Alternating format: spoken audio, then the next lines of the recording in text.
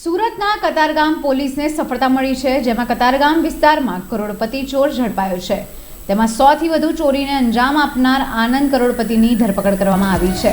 પુષ્પકુંજ સોસાયટીમાં ઘર તોડી સોના ચાંદીની રોકડની ચોરીને અંજામ આપ્યો હતો। આનંદ કરોડપતિએ એકલા રાજકોટમાં 33 જેટલા ગુનાને અંજામ આપી ચૂક્યો છે।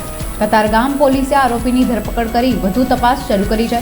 ત્યારે સીસીટીવીના આધારે કતારગામ પોલીસની ટીમ આરોપી સુધી પહોંચી હતી, જે અંગે અમદાવાદના સાબરમતી, બોડકદેવ, ચાંદખેડા, રાણી, સેટેલાઇટ અને ગાંધીનગરના સંખ્યાબંધ પોલીસ સ્ટેશનમાં ચોરીની ફરિયાદો દાખલ થઈ હતી। ક્રાઇમ બ્રાન્ચના પીઆઈ જે.એચ. સિંઘવે જણાવ્યું હતું કે ઝડપાયેલા આરોપી ચોરી કર્યા બાદ વાહનને પીરાણા પાસેના ખુલ્લા પ્લોટમાં મૂકી રાખતો હતો, જ્યાંથી પોલીસે 30 જેટલા વાહનો કબજે કર્યા છે। તે ઉપરાંત આરોપીને જ્યારે પૈસાની જરૂર પડે ત્યારે વાહનોની બેટરી અને અન્ય સામાન વેચી મોજ શોખ પૂરા કરતો હતો।